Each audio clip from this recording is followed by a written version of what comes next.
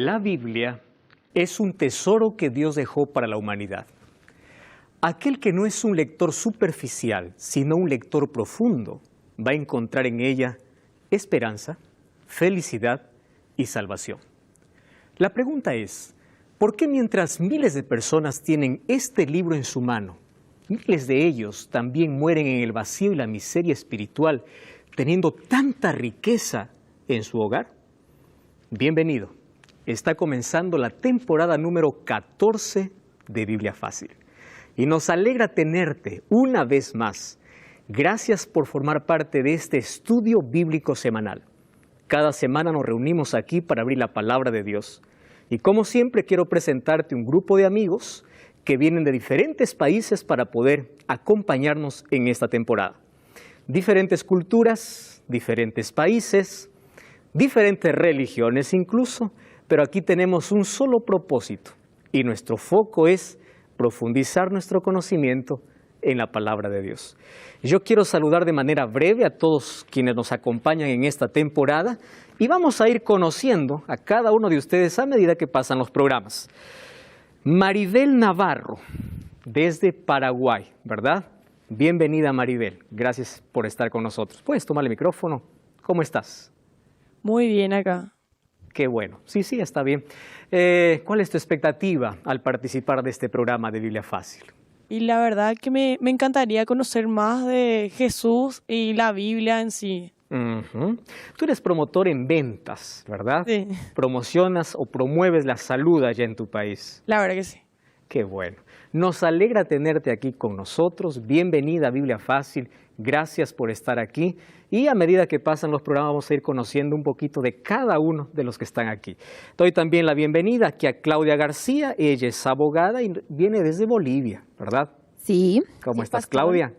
Bendecida. Qué bueno. Bendecida de tener la oportunidad de haber llegado hasta acá, de conocer experiencias, Qué maravilla. de conocer a personas bendecidas como las que están hoy acá y agradecer a usted que es autor de esto. Oh, gracias a Dios por el privilegio que nos da siempre de poder reunirnos. Gracias. Y saludo de manera breve. De ahí vamos a conocer a Wilfrido Núñez, él es profesor también desde Paraguay, está aquí con nosotros, ¿verdad, Wilfrido? Sí, así es. Bienvenido. Gracias. ¿Cómo estás? ¿Todo bien? Todo bien, excelente. Con mucho interés para aprender. Con muchas ganas. Ahora, tú eres profesor, Wilfrido. Así es, de física Conoces y química, sí. perfectamente la didáctica y todo de este programa. Sí. Gracias por estar con nosotros. Al contrario, gracias a usted. Bienvenida también Liz. Liz nos visita desde Paraguay. ¿Cómo estás, Liz? Sí, súper bien. Estudiante de Derecho. Sí. Wow. Tenemos ya una abogada y una estudiante de Derecho. Gracias por estar con nosotros. Gracias. Nos alegra que estés aquí y gracias por participar de esta temporada. Gracias a ustedes. Muy bien. Gracias Liz. Florencia desde Argentina. Florencia Vagatín. ¿Es así tu apellido? Vagatín. Sí. De origen. Ese Italiano. apellido italiano. Tú tienes descendencia italiana. Sí. Wow, interesante. Tú estudias psicología. Sí, estudio Estás psicología. terminando ya la carrera de psicología. Sí, Qué terminando. bueno. Nos alegra tenerte aquí. Bienvenida. Muchas gracias por invitarme también. Gracias por estar aquí. Y finalizo aquí saludando a Soleil. Soleil es de Uruguay. ¿Cómo estás, Soleil? Bienvenida. Muy bien, muchas gracias. Qué bueno. Acá, bendecida con todos los compañeros y todos con un mismo propósito de aprender más sobre Jesús, sobre la Biblia y agradecida a Nuevo Tiempo. Y no vamos a perder más tiempo, entonces ¿Sí? estamos listos Así para es. poder tomar nuestra Biblia y poder conocer más de ella. Aquí tenemos una costumbre, antes de poder abrir la palabra de Dios, vamos a orar. ¿Oramos? Querido Dios, te damos gracias por esta oportunidad que tenemos de abrir tu palabra junto a miles de personas que están viendo este programa. Queremos que tu Santo Espíritu una vez más nos conduzca a tu palabra para conocer el mayor tesoro que encontramos en ella, que es Cristo, al mostrarnos el plan de salvación. Tu Santo Espíritu nos guíe en el nombre de Jesús. Amén. Hoy vamos a hablar sobre lo que Jesús enseñó sobre las Sagradas Escrituras. En cada temporada nosotros vemos desde una óptica diferente o ampliamos mejor las enseñanzas de Jesús en respecto a ciertos temas. En esta temporada vamos a ver algunos aspectos que en la temporada anterior no hemos visto. Por ejemplo, en el estudio de hoy vamos a tomar un texto base con el cual vamos a iniciar nuestro estudio. el libro de San Juan capítulo 17, versículo 17, encontramos la oración sumo sacerdotal de Jesús. Aquí tenemos el texto y dice, santifícalos en tu verdad, tu palabra es verdad. ¿Cómo llamó Jesús a su palabra? Como la verdad absoluta. Nosotros vivimos en un tiempo donde pareciera que no existe una verdad absoluta. Ya se dieron cuenta que en nuestra sociedad posmoderna, cada quien quiere tener su propia verdad. Y una de las alertas que Jesús hizo sobre el tiempo del fin es que en este tiempo las personas correrían tras la mentira antes que la verdad. Jesús dice en Mateo 24, mirad que nadie os engañe. ¿Por qué? Porque la mentira parece que está por encima de la verdad. Ahora nosotros encontramos a las personas alejándose de la Biblia y basando su vida en sentimientos, en emociones, en argumentos filosóficos y humanos, pero no en la palabra de Dios. Eso es triste. Por eso vemos un nuevo concepto de matrimonio. Hoy encontramos un nuevo concepto de valores que antes establecían a una sociedad sólida. Hoy tenemos una moralidad cada vez más quebrada porque el ser humano ha sacado la palabra de Dios de su vida, de sus casas, se está sacando de las escuelas. ¿Y a dónde estamos llegando? A la sociedad que nosotros tenemos. Ahora por allí hay muchas personas que dicen tener una mente abierta es aceptar cualquier argumento o aquello que yo creo que me hace bien. Yo antes de decir de tener una mente abierta, prefiero tener una mente iluminada por la palabra de Dios. Porque aquel que se fundamenta en la palabra de Dios y no en argumentos humanos, tiene una base sólida para ser feliz. Y Jesús dice, santifícalos en tu verdad, porque tu palabra es verdad. La pregunta es, ¿cómo llegó esta verdad a nuestras manos? Y para eso encontramos un texto, segunda de Pedro capítulo 1, versículo 19 al 21. Presten atención aquí. Tenemos también la palabra profética más segura, la cual hacéis bien en estar atentos como a una antorcha que alumbra en el lugar oscuro, hasta que el día esclarezca y el lucero de la mañana salga en vuestros corazones. Entendiendo primero esto, que ninguna profecía de la Escritura es de interpretación privada. Ahora presten atención a lo que dice el apóstol, porque nunca la profecía fue traída por voluntad humana, sino que santos hombres de Dios hablaron siendo inspirados ¿por quién? Por el Espíritu Santo. Miren, la Biblia tiene una doble naturaleza. Naturaleza divina, humana. Divina porque ¿quién es quien inspira? El Espíritu Santo. Y humana porque ¿quiénes son los escritores? Los profetas. Ustedes se encuentran allí, ¿verdad? La parte divina, inspirando, y la parte humana, escribiendo, intentando colocar ese mensaje en un lenguaje comprensible para la humanidad. Hay una palabra que está colocada allí, y basándome en eso yo quiero colocar otras dos palabras que nos hacen muy bien poder comprenderlas. Existe la palabra revelación, la palabra inspiración y la palabra iluminación. Estas tres palabras nos van a ayudar a tener una comprensión muy amplia sobre las Sagradas Escrituras. Vamos por la primera, revelación. Dios se reveló de tres maneras, o se revela de tres maneras a la humanidad. La primera se llama una revelación general. ¿Qué es la revelación general? Dios se revela a través del universo, a través de la naturaleza. Alguien dice, cada vez que la ciencia abre una puerta, encuentra a Dios detrás de ella. Cuando vemos la naturaleza, Salmos 19:1 dice, los cielos cuentan la gloria de Dios. Es decir, Dios se revela a través de la naturaleza, a través de la historia, a través de la conciencia. Dios se revela. Esa es una revelación general. Pero también existe una revelación específica. ¿Qué es la revelación específica? Dios tratando de colocar un mensaje para la humanidad a través de un profeta. Es por eso que los profetas recibían revelaciones a través de sueños, a través de visiones, a través de palabra de Jehová me vino y me dice que digan. Los profetas reciben. Y el conjunto de todo aquello que Dios colocó en la mano del profeta es lo que hoy llamamos Biblia. Es decir, la Biblia es una revelación específica. Pero existe una tercera revelación que yo gusto de llamar la máxima revelación. ¿Cuál es la máxima revelación de Dios? A través de Jesucristo. Entonces, Dios se revela de manera general a través de la naturaleza, de manera específica a través de la palabra de Dios y de manera máxima a través de Jesucristo. Eso es revelación. ¿Y qué cosa es inspiración? Inspiración es el proceso por el cual Dios comunica al profeta un mensaje. Es decir, nosotros no podemos ser inspirados. ¿Quiénes eran los únicos inspirados? Los profetas. ¿Qué significa inspirado? Dios no dictaba las palabras. Dios colocaba el mensaje y los profetas lo escribían en su propio idioma. Por eso es que encontramos en la Biblia una variedad de escritura. Un Pablo que escribe un poco más complejo que un Juan que escribe de una manera más simple, de una manera más entendible, ¿verdad? Porque Dios usa de acuerdo a la capacidad de cada persona. Eso es inspiración. ¿Y qué cosa es iluminación? Iluminación es el proceso por el cual el Espíritu Santo nos ayuda a comprender la palabra de Dios. Es decir, nosotros no somos inspirados, pero sí somos, ¿qué cosa? Iluminados. Cuando pedimos que Dios pueda hablarnos, el Espíritu Santo ilumina nuestra mente para hacernos comprender aquello que inspiró al profeta. ¿Se comprende eso? Revelación, inspiración e iluminación. En todo este proceso hubo un agente. ¿Quién es? El Espíritu Santo. El Espíritu Santo está aquí para iluminar incluso nuestro conocimiento en la profundidad de la palabra de Dios. Ahora viene una pregunta.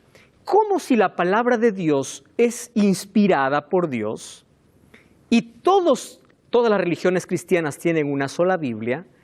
¿Por qué hay 34,000 denominaciones cristianas si todas usan la Biblia? ¿Verdad? Si la palabra es inspirada por Dios, ¿por qué tanta división? ¿Por qué tanta placa? ¿Por qué? ¿A qué se debe? Ahora, esa es una muy buena pregunta, porque hay algunas iglesias que entienden de una manera, interpretan de otra manera.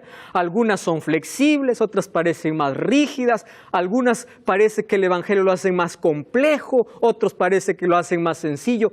¿A qué se debe? Entonces hoy tenemos que responder esa pregunta. Saben, eso ha hecho que nuestro mundo posmoderno rechace la verdad. ¿Por qué rechaza la verdad? Porque dicen, la religión es un negocio, cada día se abren nuevas iglesias, cada una dice tener la verdad, pero esa no nos responde.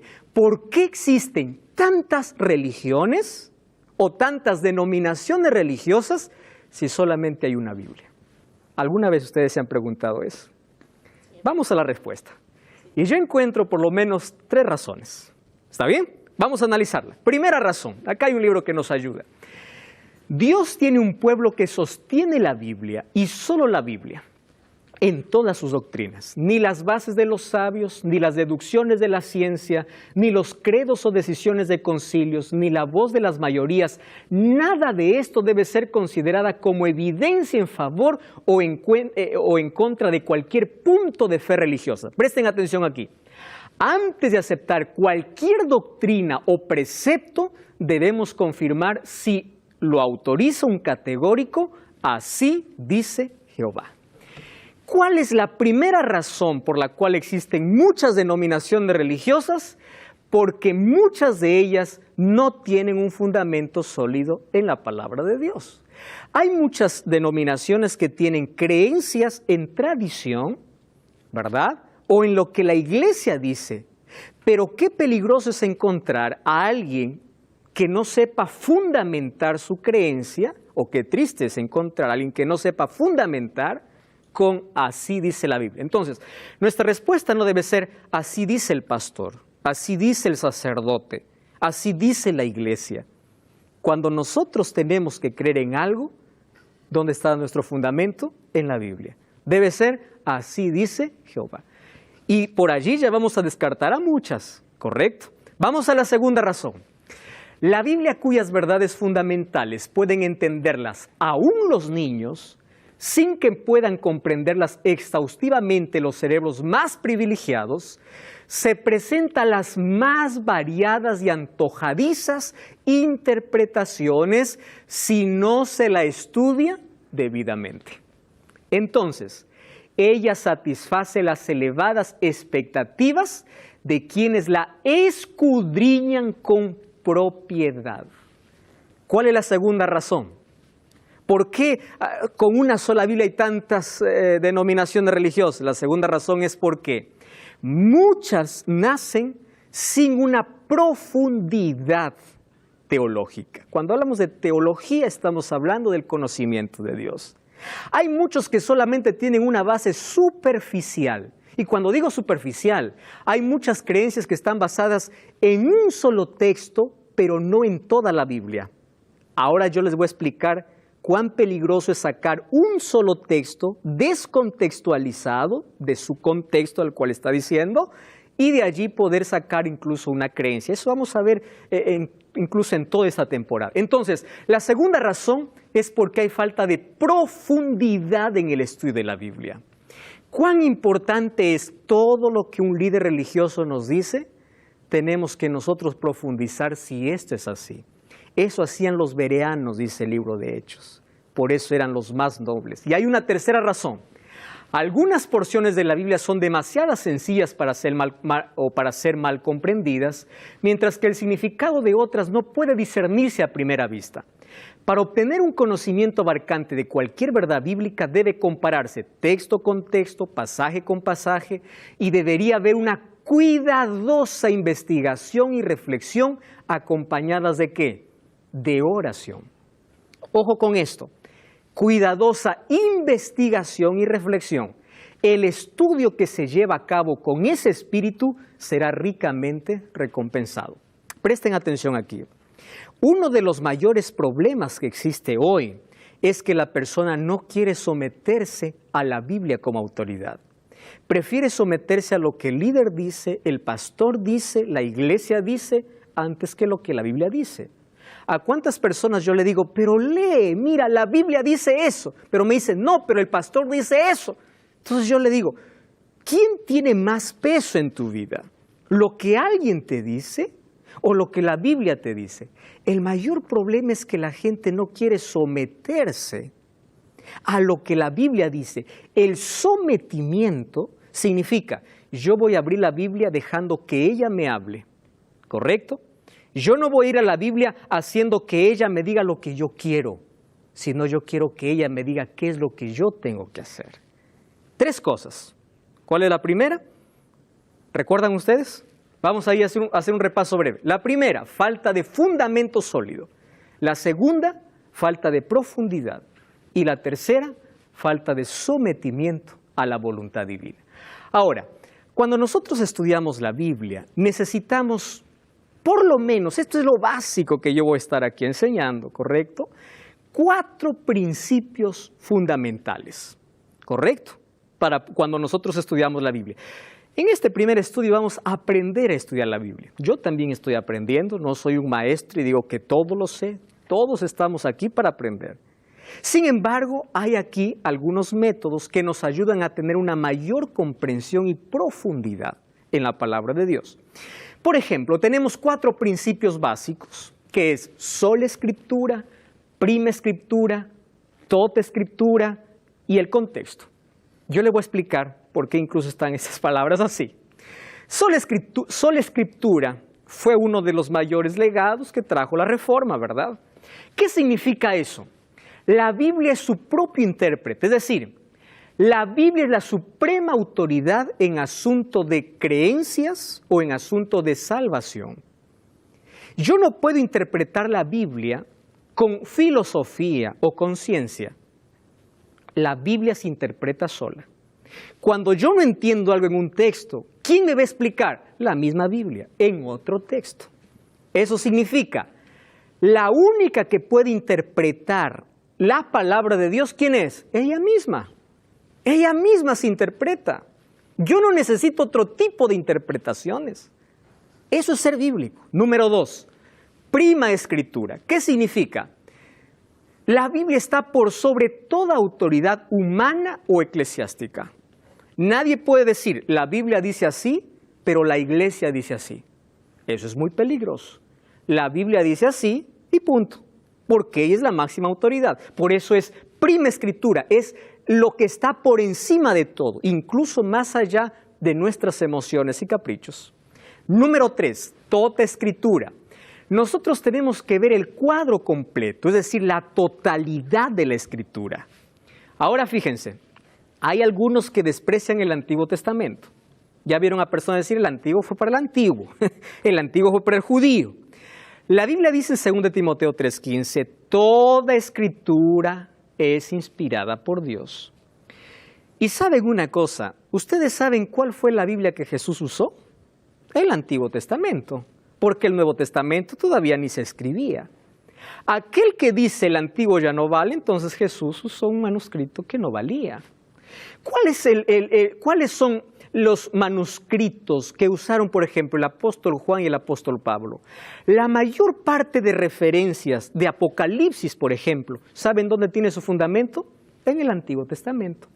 104 versículos de Apocalipsis, ¿sabe de dónde son tomados? Del Antiguo.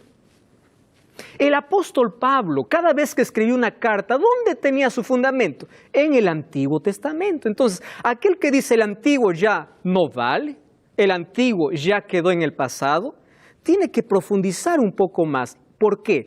El Antiguo y el Nuevo Testamento se complementan.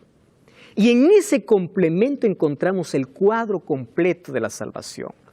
¿Y qué cosa significa el contexto? Cada vez que yo voy a la Escritura, yo tengo que, cuando leo un texto que es un poco difícil, ver cuál es el contexto, la cultura, el lugar, la circunstancia, el tiempo. ¿Correcto? Ahora, para todo eso necesito depender del Espíritu Santo, pedir ayuda al Espíritu Santo y someterme al Espíritu Santo. 4 principios, ¿correcto? Fundamentales.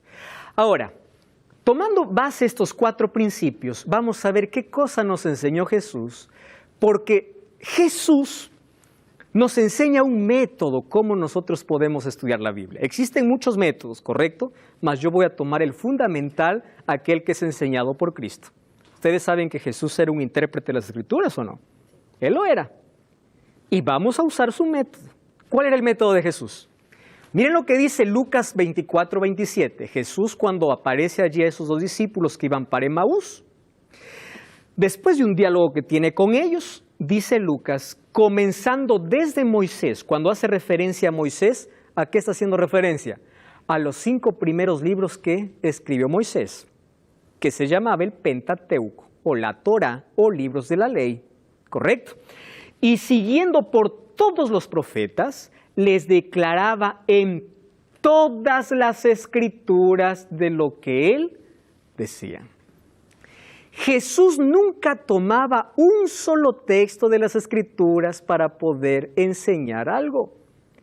Él tomaba todas las escrituras, ¿qué significa? Los libros de la ley y los profetas. Eso, ustedes sabían que eso hoy es una ciencia. Eso es un método de interpretación basado en lo que Jesús hizo.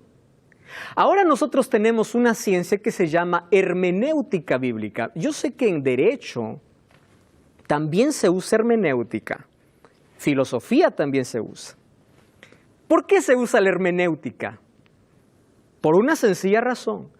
Para no poder alejarnos de la interpretación o para que la interpretación pueda ser correcta. Aquí tenemos una abogada, ¿verdad? Necesitamos tener una regla. Ahora fíjense, la hermenéutica es una ciencia que busca establecer y describir los principios, métodos y reglas requeridas para interpretar un texto. Ahora, lo que yo les voy a enseñar hoy es algo tan simple y sencillo que todos los cristianos podemos hacer. Me perdonan allí mis amigos de teología, porque en teología nosotros aprendemos un método más amplio. Mas hoy estoy hablando para todos nuestros amigos que tienen interés en profundizar su conocimiento en la palabra de Dios. Entonces yo aquí les voy a dar algunas herramientas para hacer de la Biblia un método más profundo, ¿correcto? Para no dejarnos llevar por cualquier persona que viene a decirnos alguna cosa. Jesús ya interpretaba las Escrituras, hoy existe una ciencia que es la hermenéutica, que nos ayuda a poder interpretar la Biblia. Nosotros vamos a entender que hay aquí algunos elementos para nuestro conocimiento. Por ejemplo, la hermenéutica bíblica, les dije que presenta principios y métodos de interpretación. Estos principios se hacen real en un otro trabajo que se llama exégesis bíblica. Yo les voy a explicar aquí algunos pasos que nosotros podemos hacer. ¿Qué cosa es la exégesis bíblica? Es la práctica de la interpretación que la hermenéutica me manda. Es decir, la hermenéutica coloca los principios y la exégesis es el trabajo. ¿Qué cosa es exégesis? Exégesis es profundizar nuestro conocimiento en un texto bíblico. Para ello hay principios, ¿correcto? Y esos principios vamos a ver. ¿Para qué nos sirve la hermenéutica y la exégesis? Para evitar imponer nuestras opiniones sobre el texto. Para eso nos sirve. Además, nos ayuda a explicar de manera clara lo que el escritor bíblico quiso decir cuando escribió el texto, para comprender su significado más profundo y así podamos aplicar a nuestra vida y transmitir la palabra de Dios de una manera fidedigna y relevante. Por eso, todo pastor, todo líder que se coloque en un púlpito para poder enseñar a su iglesia, tiene la responsabilidad de poder profundizar aquello que va a decir, ¿correcto? Sin embargo, todos somos llamados a profundizar nuestro estudio. La Biblia no se debe estudiar de manera superficial. Si para tener una carrera se necesita 5 años de estudio, para nuestra salvación, ¿acaso no tenemos que también hacer un estudio profundo? Por supuesto que tenemos. Ahora fíjense, 2 Timoteo 2:15, el apóstol Pablo le dice ahí a Timoteo, procura presentarte como un obrero digno, alguien que interpreta bien la palabra de Dios. Es decir, Dios quiere que nosotros podamos profundizar nuestro conocimiento en la Biblia. ¿Y saben qué cosa es lo más triste? Hoy tenemos tanta gente que va a una iglesia pero sale vacía, porque no hay profundidad en la palabra de Dios. Mas ahora vamos a comprender juntos algunas herramientas que nos van a abrir los ojos para que la Biblia sea el libro más extraordinario y al profundizarnos en ella podamos encontrar el mayor tesoro. Ese mayor tesoro es Cristo. No cambies el canal, ya estamos de regreso. Esto es Biblia Fácil.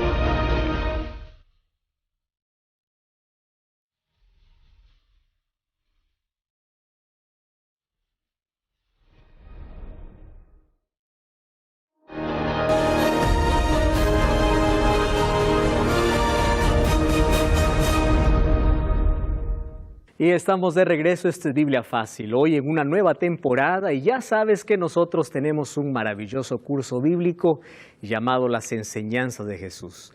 Todo este contenido puedes tenerlo totalmente gratis allí en tus manos. Solamente tienes que ahora mismo enviarnos un WhatsApp al más 5512 98 100 14 60. Hazlo en este instante y nosotros estaremos entregándote este curso en tu dirección. Si vives en Sudamérica, formato físico, a todo color. Si vives fuera de Sudamérica, en formato digital. Pero sé parte de nuestro estudio. Estamos hablando de que la Biblia no puede ser tomado como un libro cualquiera, como un libro donde la lectura es superficial, como el diario. No, no. La Biblia necesita ser leída con profundidad para poder evitar tanto engaño que por allí se proclama. Entonces vimos que hay 2 herramientas que nos ayudan, la hermenéutica y la exégesis. Mas hoy voy a enseñar, esto ya es en un nivel más avanzado, ¿verdad? Mas hoy voy a enseñar cosas tan simples que nos van a ayudar en nuestra profundidad al poder leer la palabra de Dios. Por ejemplo, ¿qué cosa es exégesis y hermenéutica? Es escarbar. Aquí coloqué una imagen, ¿verdad? Es ir a lo profundo. ¿Dónde se encuentra el oro?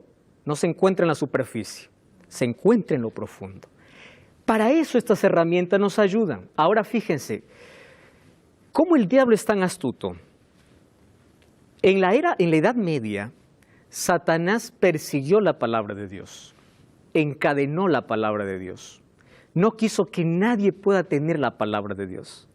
Entonces su estrategia era persecución. Hoy el diablo cambió de estrategia. Ya no es persecución. Hoy la Biblia está en las manos de toda la humanidad, casi toda la humanidad.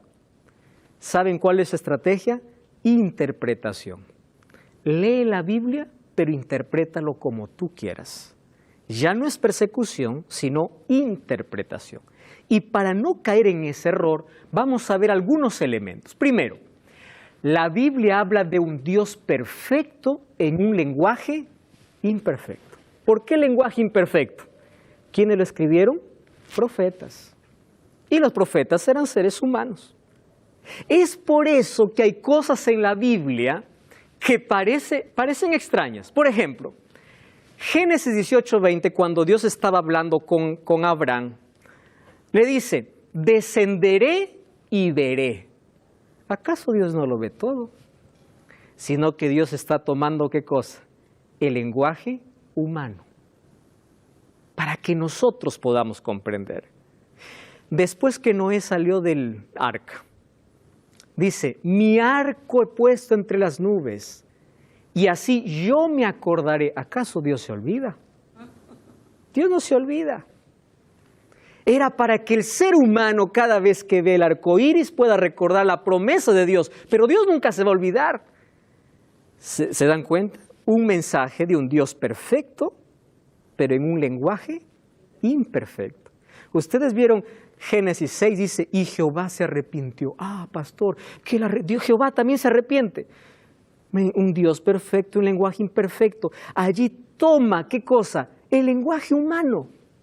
¿Cómo nosotros nos expresamos para que podamos comprender? Ahora fíjense, cuando las palabras quedaron cortas, Juan 1:1 dice, el verbo se hizo carne. Cuando ya no había manera de demostrar a la humanidad la perfección de Dios o quién es Dios, Él mismo se hizo carne. Y Él nos muestra, por eso Jesús es la máxima revelación. Además de eso, nosotros tenemos otra dificultad. La Biblia no fue escrita en español. La Biblia fue escrita, el Antiguo Testamento en hebreo, partes en arameo, y el Nuevo Testamento en griego, pero era el griego koiné. El griego koiné era el idioma del pueblo, no era el idioma de los educados, no era el idioma real, era el idioma del pueblo. Ahora, hay palabras que en hebreo y en griego, al ser traducidas a los idiomas, algunas de ellas pierden fuerza. Por eso necesitamos profundidad para poder investigar, y hoy tenemos a disposición muchas herramientas de léxico que nos ayudan a comprender. En teología nosotros estudiamos parte de los idiomas, pero una persona que no va a estudiar teología también puede profundizar su estudio. ¿De qué manera? Vamos a presentar, por ejemplo, algunas herramientas para poder traducir algunos significados.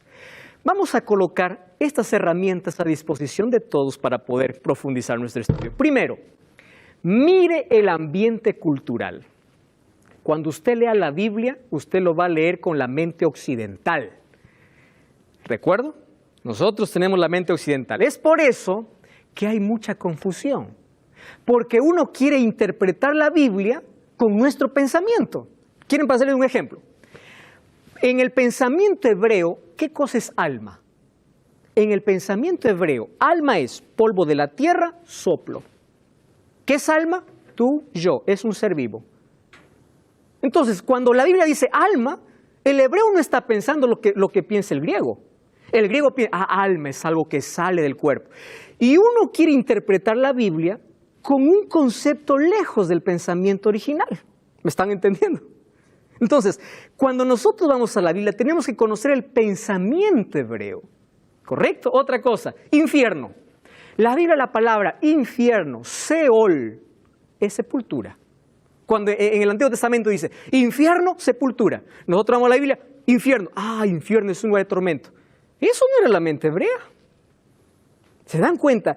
Qué peligroso es cuando empezamos a interpretar la palabra, las palabras hebreas, con un pensamiento occidental y mucho más contaminado por la filosofía griega. Nosotros tenemos mucho de lo que los griegos nos dejaron, conceptos y filosofía.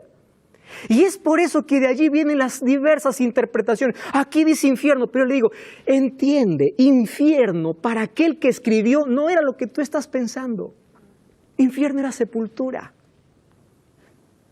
Por ahí ya comenzamos a interpretar mal, ¿de acuerdo? Otra cosa, Génesis 31-34 dice que Labán persiguió a Jacob porque su hija se había robado los ídolos. Para mí eso no tiene significado, pero para ellos sí.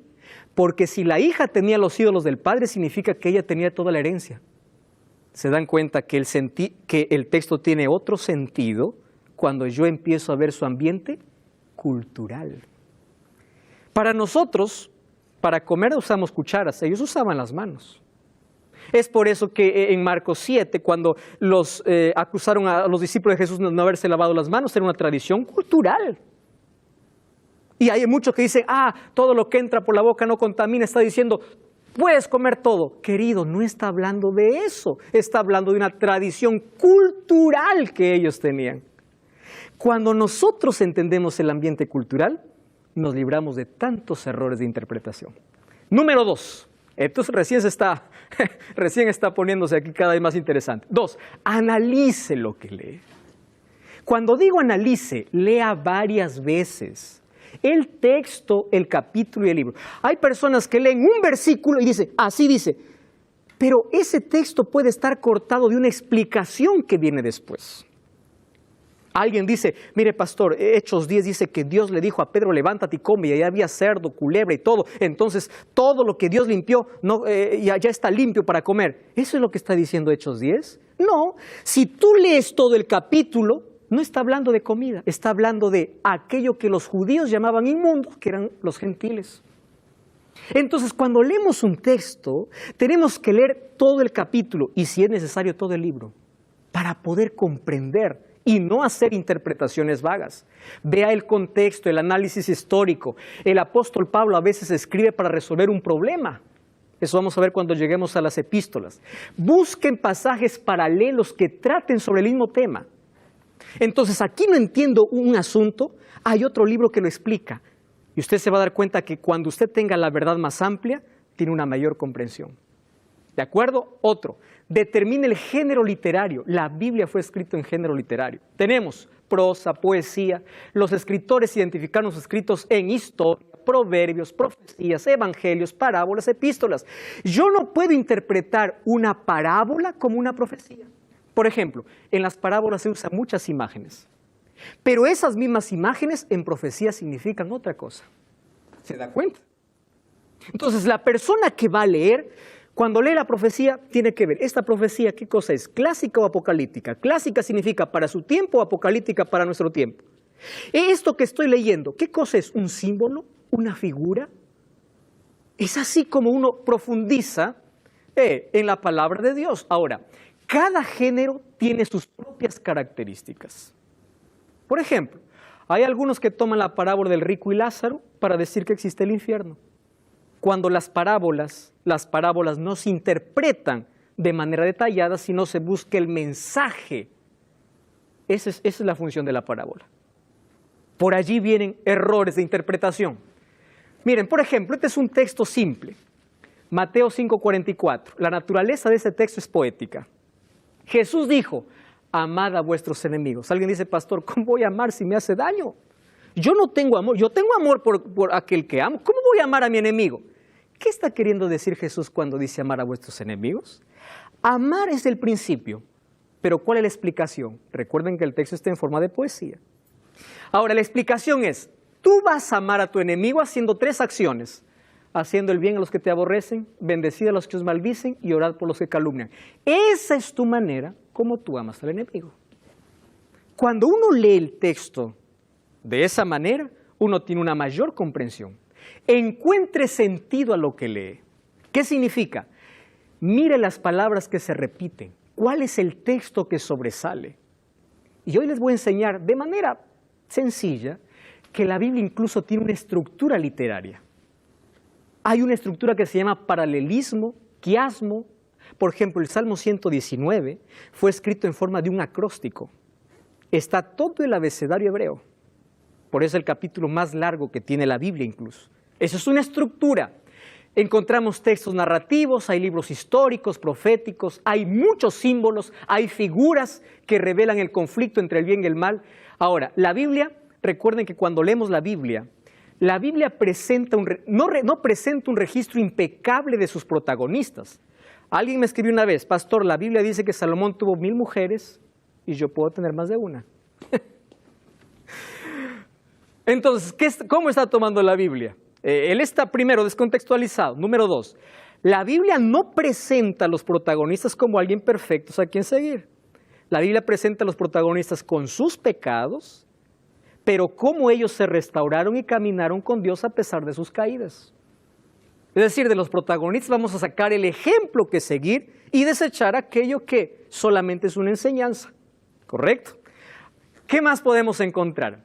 La Biblia es bella en su diseño. Queridos, cuando nosotros comprendemos esto, vamos a dejar de mirar a la Biblia como un conjunto de hojas blancas.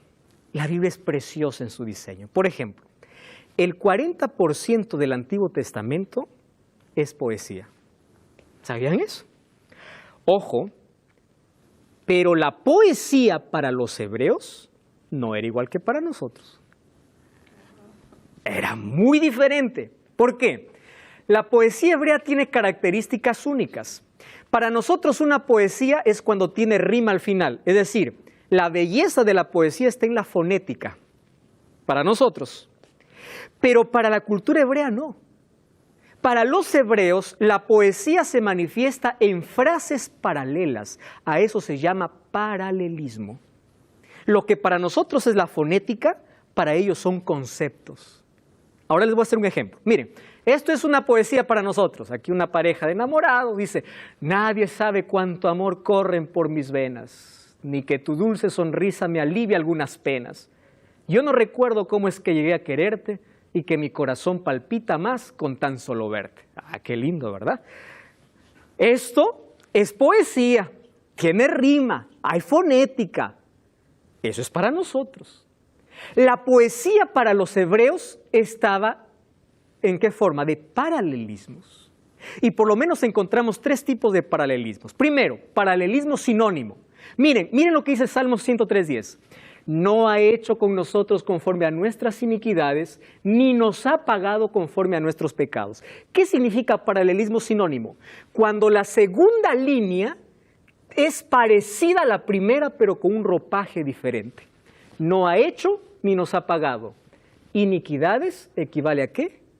A pecados. Esto es poesía hebrea. Esto significa paralelismo sinónimo. Encontramos paralelismo antitético. Por ejemplo, Proverbios 23. Es un honor para el hombre evitar la contienda, mas todo insensato se enreda en ella. Esto es poesía.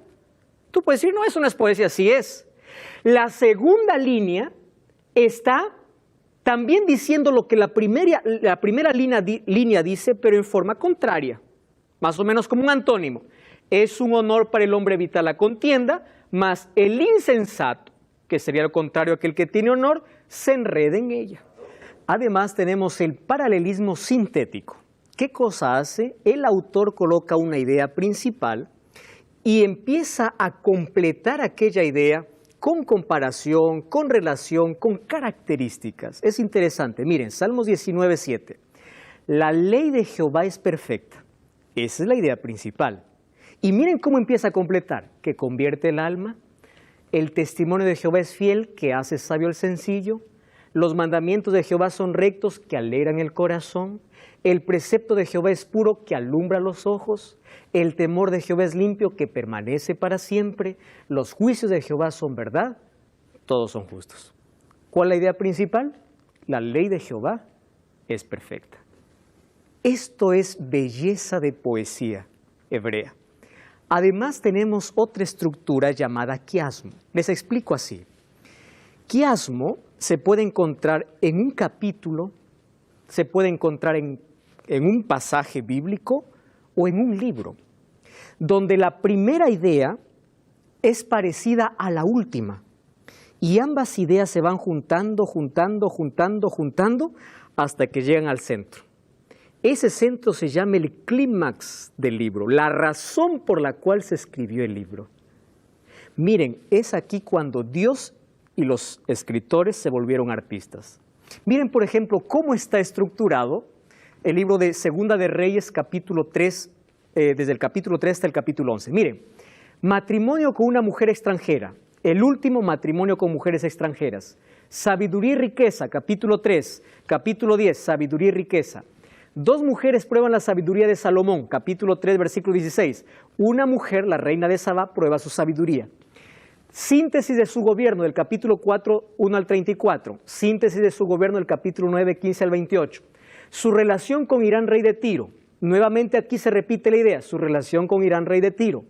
Construcción del templo, miren, cada vez se va acercando, y el clímax de todo este pasaje es la dedicación del templo, del capítulo 8, 1 al 66. Esta es una manera como estructuraban ellos pasajes, capítulos y hasta libros. Cuando vamos a Apocalipsis, por ejemplo, encontramos una introducción, una conclusión, una parte histórica del 1 al 11, una parte para el tiempo del fin, del 15 al 22, y el centro del libro es el gran conflicto, capítulo 12 al capítulo 14. La manera como se estructuraban los libros. Observe el tipo de lenguaje. Existen varios tipos de lenguaje, algunos literales, otros figurados. Para aquellos que les gusta la literatura, aquí van a encontrar algo lindo. Por ejemplo, en la Biblia encontramos símil. ¿Qué es la símil? Una comparación. Salmos 1:3 dice, será como árbol plantado. ¿Qué encontramos? Una metáfora. Es una comparación implícita. Es decir, yo quiero dar un concepto, pero lo hago a través de alguna imagen. Cuando le dijeron a Jesús sobre Herodes, ahí en Lucas 13:22 dice, id y decid a aquella zorra. ¿Qué cosa está diciendo Jesús? Aquel astuto. Pero esta es una figura de lenguaje. Pleonasmo es una expresión de redundancia. En Génesis 40:23 dice, el copero no se acordó, sino que se olvidó. ¿Acaso no está redundando aquí? Sí, es una figura de lenguaje que en la Biblia encontramos. Existe exageración que se llama hipérbole. Salmo 6:6, me ha consumido a fuerza de mi gemir todas las noches, inundo mi lecho. Es una exageración. Encontramos hipérbole. Encontramos otra figura que es el eufemismo. Esto es interesante. En la Biblia, por ejemplo, encontramos una palabra ruda que es cambiada por una expresión más delicada. Miren, en la Biblia encontramos la siguiente expresión. Él cubre sus pies en la sala de verano. Eso está en 1 Samuel y Jueces capítulo 3. ¿Saben qué significa? Él está haciendo sus necesidades. Cubrir sus pies era el vestido que usaba. Sala de verano era hacer sus necesidades fisiológicas. ¿Cómo cambia una figura ruda o un tipo de lenguaje rudo por algo más delicado? Por ejemplo, las parábolas tienen también criterios para ser interpretado. Nosotros tenemos que analizar cuál es la verdad central, qué cosa es lo que quiso enseñar Jesús, cuál es el contenido de la parábola, cuáles son las palabras que se repiten, cuál es el trasfondo cultural. Cuando vemos las epístolas tenemos que conocer el trasfondo histórico. A veces Pablo parece estar atacando la ley en el Nuevo Testamento, en los libros de Gálatas y Colosenses, cuando en verdad está atacando el legalismo y no la ley de Dios. Tenemos que ver en qué circunstancias se escribió una epístola, a quién se escribió. Cuando analizamos todo ese cuadro, tenemos una comprensión correcta de las Sagradas Escrituras. Finalmente, es el análisis teológico. Y esta es la pregunta más importante. Cuando nosotros hemos escarbado a profundidad con aquellos elementos que hemos presentado, viene la pregunta más importante. ¿Y cuál es la pregunta más importante? ¿Qué cosa es lo que Dios quiere decir para mí a través de ese texto? ¿Cuál es la enseñanza para mi vida? Pero se dieron cuenta que hay herramientas que nos ayudan a colocar el mensaje en su pureza, en su contexto. No trabajar con un texto aislado para poder predicar aquello que la Biblia no enseña. ¿De dónde sale la enseñanza del tormento eterno? ¿De dónde sale la enseñanza de que el ser humano tiene un alma y no es un alma? Son de aquellas interpretaciones aisladas de la palabra de Dios. Y es por eso que un consejo para todos es, cuando usted estudie la Biblia, vea el plan completo de salvación, mire la belleza de su estructura, pero sobre todo, ore, estudie, analice, profundice, crea. No discuta la palabra de Dios, practique y luego predique. Jesús nos enseñó, escudriñad las Escrituras, vayan a lo profundo, porque allí van a encontrar la vida eterna y ellas son las que dan testimonio de mí. Timoteo dice que aquel que desde la niñez sabe las Sagradas Escrituras es sabio para salvación. ¿De qué sirve tener todo tipo de conocimiento cuando no tenemos el conocimiento de salvación? Además, Jesús pudo vencer a Satanás en el desierto solo con la palabra de Dios. Ustedes saben que las respuestas de Jesús a Satanás todas estaban basadas en Deuteronomio. Su primera respuesta, Deuteronomio 8, segunda, Deuteronomio 6, tercera, Deuteronomio 6:13. Y el apóstol Pablo dice que la palabra de Dios es nuestro yelmo de salvación. Ella nos protege de la tentación, ella nos protege contra el enemigo. Por eso Jesús dice, si ustedes erran, lo hacen porque ignoran las Sagradas Escrituras y el poder de Dios. Y hay una promesa maravillosa. Bienaventurados aquellos que oyen la palabra de Dios y la guardan. Mas quiero que pienses en lo siguiente. ¿Cuánta bendición te estás perdiendo por no profundizar en la palabra de Dios y encontrar el mayor tesoro que es Jesús? Hoy te invito a no ser un lector superficial, a ser una persona feliz, porque tiene una cosmovisión diferente de la vida. Aquel que tiene la palabra de Dios en su corazón es feliz porque encuentra los principios de felicidad que Dios estableció. Deja de ver a la Biblia como un libro superficial. Empieza a profundizar tu conocimiento y vas a encontrar el mayor tesoro de tu vida, que es Cristo presentándote todo su plan de salvación. Tú quieres descubrir la bondad de Dios, quieres saber cuán bueno es para tu vida, empieza a abrir la palabra de Dios. Tú no puedes seguir viviendo en el vacío cuando hay una riqueza espiritual. Tú no puedes vivir en la miseria de la vida cuando en tu casa tienes un libro donde se presenta la mayor carta de amor, donde vas a entender cuál es tu valor. La Biblia te guía, te ilumina, presenta principios de felicidad, pero sobre todo te presenta a Jesús que quiere darte la eternidad. ¿Quieres colocar esa palabra en tu corazón? David decía, en mi corazón he guardado tu palabra para no pecar contra ti. Como un arqueólogo escarba para encontrar el tesoro, empieza a profundizar tu conocimiento en la palabra de Dios. Así estarás preparado para una eternidad. ¿Quieres orar conmigo? Querido Dios, entregamos nuestro corazón, entregamos nuestra vida en tus manos. Queremos que tu palabra sea nuestra luz en nuestra vida. Podamos encontrar el cuadro completo de la salvación y así enriquecer nuestra vida y caminar bajo los principios establecidos por ti. En el nombre de Jesús. Amén.